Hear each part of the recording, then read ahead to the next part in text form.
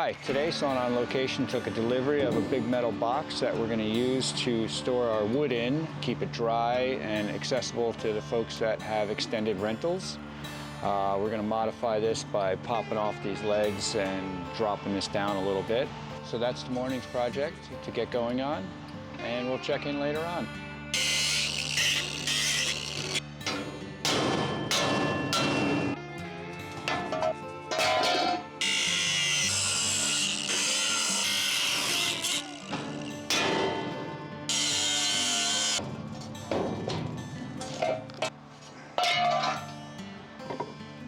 Time to